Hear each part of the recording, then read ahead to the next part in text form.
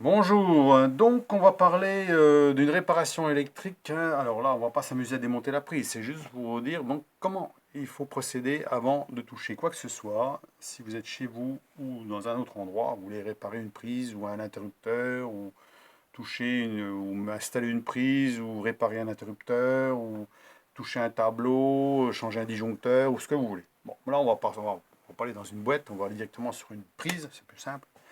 Et puis, par exemple, changer la prise parce qu'à force, elle ne fonctionne plus, par exemple. Donc, alors, la première chose qu'on va dire, bah oui, mais pour savoir s'il y a du courant, c'est simple, on va brancher une prise dessus avec un sèche-cheveux ou n'importe quoi, puis on va bien voir s'il fonctionne. Oui, mais imaginez que votre prise, il y a un faux contact important à l'intérieur, votre sèche-cheveux, il ne marche pas, il ne fonctionne pas. Donc, vous allez dire, bah, il n'y a pas de courant, je peux y aller, hein, je peux démonter, il n'y a pas de courant. Non, on ne va pas faire comme ça, parce que là, c'est le truc à se faire avoir, parce que automatiquement, vous n'êtes pas si la prise, justement, où les fils à l'intérieur sont bien connectés, s'il n'y a pas eu un échauffement ou quoi que ce soit, si les contacts sont pas pourris, ou si les fils qui arrivent, il n'y a pas un autre problème sur une boîte de dérivation quelque part, on ne sait pas. Donc, pour ça, il faut s'assurer d'une chose. La première chose, il faut couper le courant qui correspond à la pièce ou à la prise, bien entendu, à la prise ou à l'interrupteur que vous voulez réparer. Donc la première chose, c'est ça. Dans certains cas, c'est des disjoncteurs ou des fusibles qui correspondent à la pièce, qu'on peut couper indépendamment si on ne veut pas couper toute la maison, parce qu'il y en a certains qui vont regarder la télé, il y en a d'autres qui vont sur l'ordinateur. Donc vous n'allez pas tout couper la maison en disant, bah oui, bah, comme ça je suis tranquille, hein, je vais pouvoir travailler tranquillement. Ça, c'est pas toujours faisable, hein, on va dire, dans certains cas. Mais bon, si c'est faisable, c'est le mieux parce que quand on disjoncte, au moins on est tranquille, on est sûr que la maison, il n'y a plus de courant d'eau, plus de courant du tout, je veux dire, et là on peut y aller.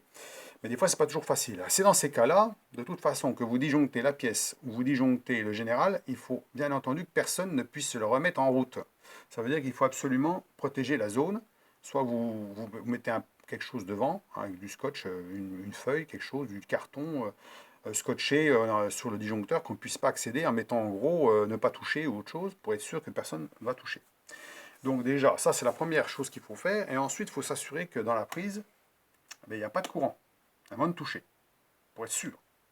Donc comme ça, vous allez travailler en toute sécurité. Donc, bien sûr, on va aussi utiliser des tournevis et des pinces ou tout ce qu'il faut isolant. Il faut penser que on va utiliser ce genre de tournevis, hein, ça qu'on trouve un peu partout maintenant, hein, isolant, des pinces à manche isolante et tout, s'il faut toucher quoi que ce soit. Et vous, ça vous évite aussi de toucher avec les doigts, hein. Parce que même si vous êtes sûr que le courant, il n'y a pas de courant, on ne sait jamais. Il faut toujours prévoir l'imprévisible, on va dire. Voilà. Vous pouvez aussi mettre des gants. Et des fois, c'est pas facile de mettre des gants spécifiques pour l'électricien, puisqu'ils ne sont pas toujours faciles à manipuler des choses, hein, avec quand on a les gants, hein, c'est pas toujours facile, mais bon, ce sera une sécurité supplémentaire qui résiste à 500 volts. Ça, on en trouve partout maintenant, on en trouve un peu partout. C'est peut-être bien aussi, si vous bricolez, peut-être d'avoir des gants, hein, comme ça vous êtes tranquille. Au moins, vous prenez pas un coup de jus, à condition que un fil de cuivre ne va pas percer le gant, bien entendu, hein. Sinon, vous avez un trou dedans. Bon, après.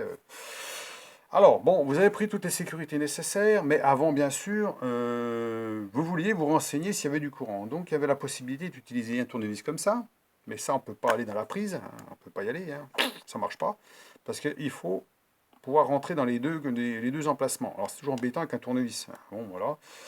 Vous risquez en plus de matraquer la protection pour les gosses, là, hein, pour éviter, ils évitent d'enfiler quelque chose dedans. Donc ça, c'est bien pour quand on a démonté le dessus de la prise, là. Comme ça, on peut aller voir s'il y a du courant. À condition que vous n'êtes pas sur quelque chose de très isolé, par exemple. Vous êtes, hein, et puis vous veillez suffisamment bien. Si vous êtes dans un endroit bien éclairé, des fois, on ne voit pas la petite lampe qui s'allume dedans, hein. Celui-là, c'était quand même un ancien modèle et on voit quand même bien. C'est-à-dire qu'on voit quand même bien la lumière s'allumer. Par contre, les nouveaux modèles qui sont transparents, on voit très très peu la petite lampe dedans. Et ça peut prêter à confusion en disant, ben non, il n'y a pas de courant, on peut y aller. Donc ça m'est déjà arrivé d'avoir le nouveau modèle, de tester, puis de ne pas le voir, alors qu'il y avait du courant. Donc en fait, à bannir ceux qui sont transparents, voilà, qu'on met dans le jaune, je trouve qu'il était mieux, hein. Ma foi, voilà. Il y avait ce type de tournevis aussi là. Alors celui-là est nettement mieux puisqu'il y a une petite pile à l'intérieur. On peut faire un autotest, voilà, en touchant les deux pointes. C'est-à-dire on touche derrière, on touche devant. Et là, on voit que ça fonctionne. Ça veut dire que le courant il passe dans notre corps, il revient de l'autre côté et il s'allume. Donc on est déjà sûr que le tournevis fonctionne. Donc on peut faire un autotest avant et aller contrôler s'il y a une phase. C'est ce qu'on va faire. Donc on va, en général, on prend le bout au bout des doigts comme ça et on se met contre. Et là, on voit que ça s'allume. hein, c'est qu'il y a du courant. Donc, c'est pour ça que moi je dis déjà, ça, c'est pas mal. Maintenant, il faut être sûr que la pile est bonne. On fait toujours un autotest avant.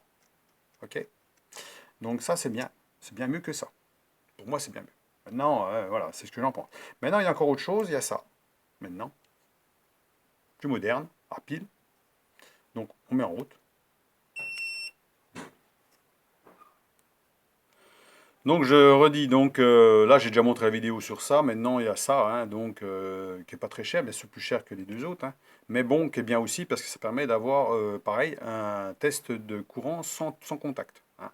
Donc, on peut mettre en route. Alors, pareil, l'autotest, là, se fait pas comme ça. Certains font un autotest. Hein. Certains modèles ont un autotest. Vous appuyez dessus, il bip tout le bazar, il vous dit que c'est en fonction. Mais le meilleur autotest, c'est de le contrôler avant de couper le courant, puis d'aller voir sur une prise qui fonctionne, hein, voir s'il fonctionne bien. Hein. Par exemple, imaginez ici que c'est pas cette prise que je vais réparer, c'est une autre. Je vais regarder si mon appareil fonctionne. Donc je mets en route. Voilà. Donc là, il détecte rien. Oui, d'accord. On se met sur la phase. On se met sur le neutre. Voilà. Si on veut une sensibilité beaucoup plus importante, donc on rappuie dessus, on met sur 12 volts, 1 kV, et là, même à travers du placo, vous allez voir du courant. Donc là, c'est vraiment bien parce que justement, ça permet, oui, à cette distance-là, on a à 10 cm du courant là. Hein. Donc, je ne sais pas ce que je pourrais mettre en face, j'ai rien sous la main pour voir, ça capterait à travers, mais bon, je sais pas, après le plastique, tiens, je mets du plastique, c'est isolant. Voilà, ça. Bien entendu, plus c'est isolant, moins, voilà. Là, je suis à peu près à 8 cm. C'est du plastique. Hein. Bon, ça c'est bien. Hein. C'est bien de l'avoir parce que c'est au moins un truc qui vous rassure quand même. Hein. Puis savoir où est la phase, où est le neutre. C'est bien aussi. Bien entendu, plus. Hein. On a une zone où il y a du courant. Il n'y a pas de problème. Quand on est en sensibilité très faible, une très très forte sensibilité, je veux dire, on arrive à capter même dans les tuyaux et tout. Hein. Plus on s'approche, voilà, plus on s'approche, plus du fil, bah, plus on voit qu'il y a du courant, bien sûr. Donc ça c'est bien aussi hein, de l'avoir. Alors 14, hein, 14 à 20 euros, vous avez ça. Bon. Là j'ai montré déjà la vidéo là-dessus, hein, donc pour ceux qui veulent avoir ce genre d'appareil. Ensuite, le multimètre. Le multimètre, c'est une option pour contrôler les prises, contrôler s'il y a du courant. Alors, c'est bien sans être bien. Ça veut dire qu'il faut faire attention à la sélection. Quand on ne voit pas très bien, il y a certains multimètres, ils ont des échelles. Alors, les échelles, c'est bien sans être bien, parce que vous trompez d'échelle, ben, vous n'allez pas forcément avoir l'indication de tension. Hein. Donc, ce n'est pas forcément bon. Ça ne vous rassurera pas. Vous êtes sûr que c'est sur la bonne échelle, donc à ce moment-là, on se met sur 400 volts, par exemple, on est sûr d'avoir du courant. Il faut faire attention à l'échelle. Là, c'est une échelle automatique, donc il n'y a pas de problème, mais il y en a beaucoup, donc il ne faut pas se tromper dans l'échelle. Il ne faut pas le mettre sur MCV, par exemple, ou sur contrôle en Hertz, ou quoi que ce soit, pour contrôler s'il y a du courant ou pas. Donc on va mettre sur volt. Voilà. Là, il vous donne un volt, il n'y a pas de problème. Mais après, comment vous allez contrôler? Voilà ce qui est donné avec le multimètre. Des mini pointes de touche, hein, avec un tout petit fil, qui n'est pas très épais. Les pointes de touche, vous avez une petite butée pour mettre les doigts, et vous êtes très près, en fait, bien sûr, il y a des caches qui cachent les petites pointes, là. Mais vous êtes quand même très près de l'alimentation. Ça veut dire que dans certains tableaux, s'il faut aller piquer assez loin, vous pouvez toucher quelque chose avec vos doigts. Ça, c'est pas la sécurité. Ça, les fils, c'est pas de la sécurité. Donc là, il faut faire très attention quand vous utilisez ce genre de multimètre, hein, un multimètre pour contrôler s'il y a du courant ou pas. Hein, ce genre de multimètre-là, que ce soit n'importe lequel. Hein, bon, il y en a qui sont bien meilleurs au niveau des pointes, mais c'est surtout au niveau des pointes de touche qu'il y a un souci, et au niveau de la sélection que vous allez faire. Et ensuite, il y a un autre problème, c'est qu'il faut mettre entre celui-ci, il a deux fonctions, AC-DC, ça veut dire courant alternatif, courant continu. Il faut faire attention de ne pas se tromper. Si vous mettez courant continu, bah, le 220, tu ne le reconnais pas. Donc si vous n'avez pas mis la sélection, alors en plus c'est écrit en tout petit, alors vous êtes dans un endroit où vous ne voyez pas bien, vous allez dire ah bah c'est bon, il n'y a pas de courant, je peux y aller. Mais en fait non. Ben voilà.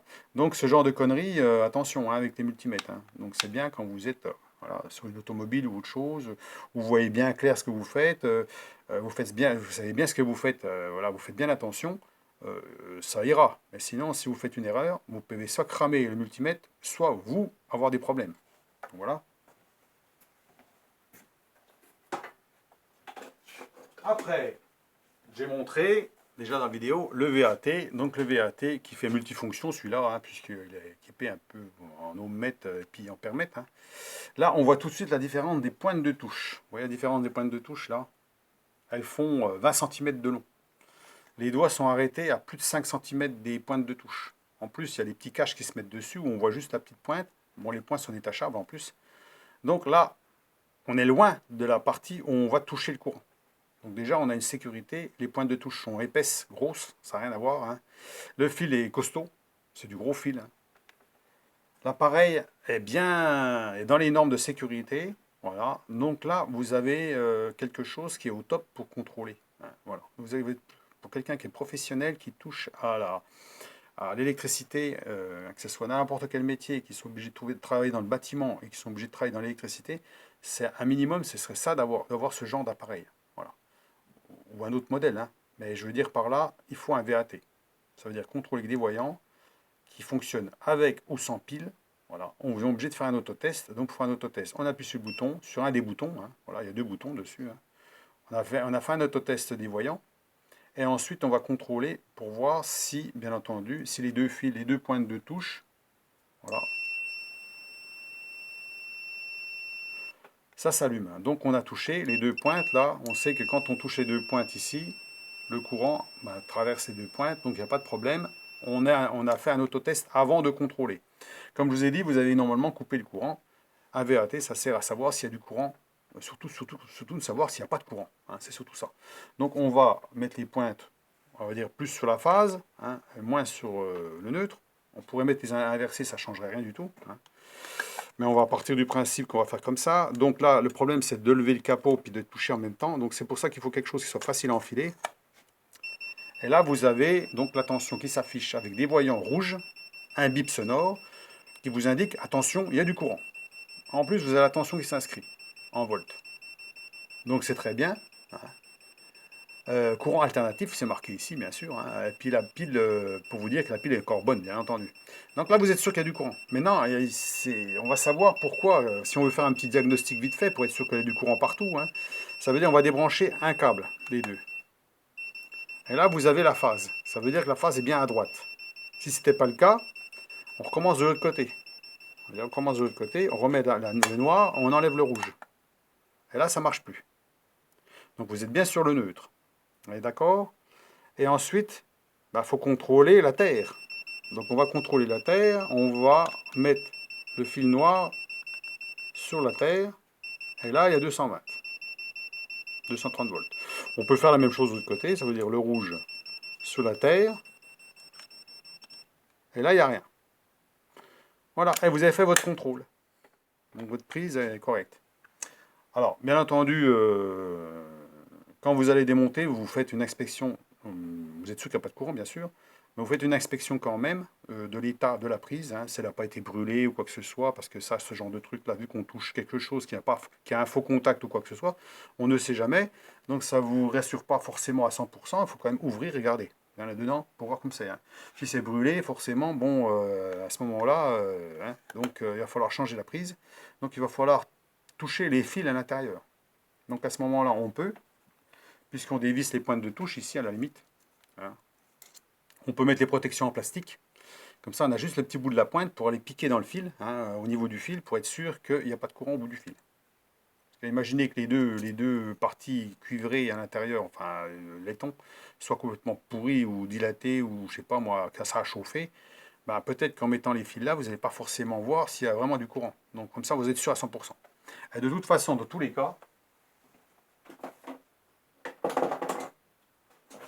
on va utiliser des tournevis isolants, on va utiliser des pinces isolantes, on ne va pas toucher les parties cuivrées. Une pince à bec comme G isolant, on peut toucher le fil avec la pince, hein, éviter les courts-circuits bien sûr qui ne se touchent pas. Comme ça, vous êtes sûr à 100% que vous n'allez jamais toucher quelque chose. Et après, vous pouvez recontrôler sur les fils si vous voulez pour être sûr. Comme ça, vous êtes tranquille. Après, vous pouvez démonter tranquillement, vous n'avez pas de risque.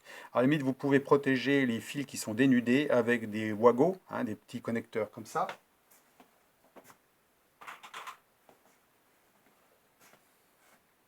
Ces petits connecteurs-là que j'ai déjà montré, vous mettez le fil dedans, vous rabattez et comme ça, ils sont isolés. Même si par inadvertance, même si vous voulez remettre le courant, vous pouvez remettre le courant par exemple. Les fils rentrent à l'intérieur, vous vérifiez quand même bien que l'isolant soit bien à l'intérieur du Wago, hein, qu'il soit bien à l'intérieur, hein, voilà, qu'il ne dépasse pas, hein, que le fil cuivré ne dépasse pas.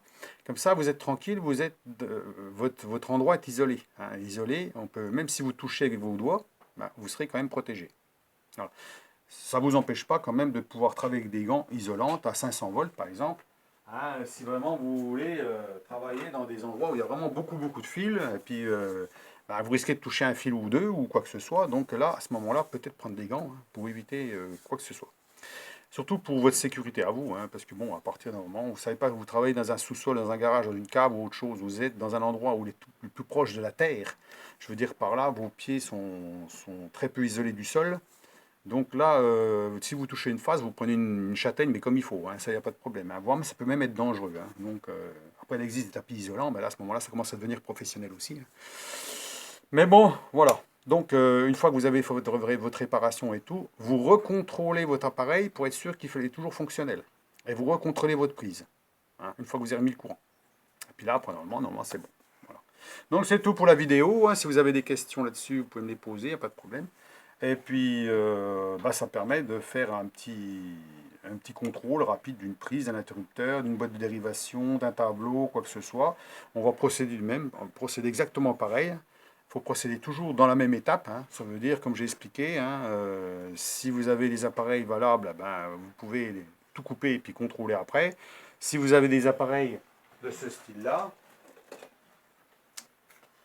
vous pouvez contrôler aussi. Toujours avant de couper le courant sur une prise, chez vous ça fonctionne, vous allez couper le courant et vous allez sur votre prise pour contrôler s'il y a du courant après.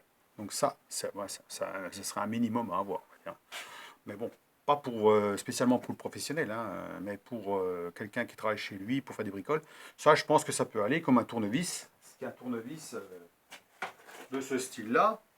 Il peut aller très bien aussi, hein, il peut aller très bien. Si on n'a pas les moyens, ou qu'on fait vraiment des petites réparations, on change une prise par exemple, bah, ça peut vous aider.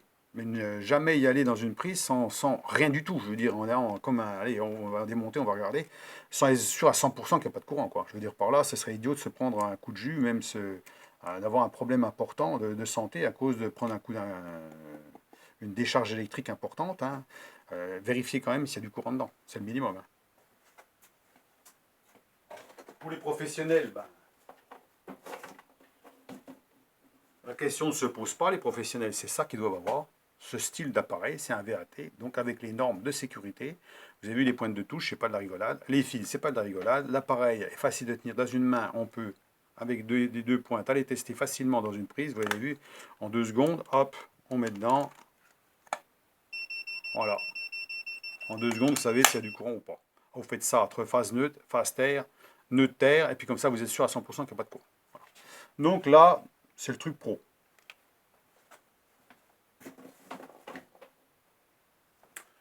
Alors, à vous de voir ce qui serait intéressant pour vous. J'ai fait des vidéos là-dessus, sur plusieurs VAT, sur un détecteur de tension, sur des tournevis. Donc, après, à vous de voir ce qui vous intéresse hein, pour bricoler. Hein. Et puis pour ceux qui n'ont pas encore de VAT, qui travaillent quand même dans le bâtiment, qui sont quand même professionnels dans le bâtiment et qui sont obligés de toucher l'électricité parce qu'ils sont obligés de mettre des prises, des machins et tout, bah, vous équipez comme il faut. Hein, voir si vous travaillez pour une entreprise, demandez à votre patron qui vous fournisse un VAT pour avoir un minimum de sécurité et que vous soyez protégé au maximum. Voilà. Hein, on ne sait jamais, parce que bon, comme ça, vous avez une sécurité, voilà. Et puis, c'est à vous de voir si vous l'utilisez ou pas. Mais au moins, vous avez le maximum hein, que vous devez avoir dans les normes qui sont acceptables, on va dire, pour ce que vous faites. Voilà. Donc, bah, je vous laisse sur cette vidéo et puis bah, dites-moi ce que vous en pensez. Et puis, ma foi, bah, à la prochaine pour la prochaine vidéo, hein. Allez, à plus, au revoir.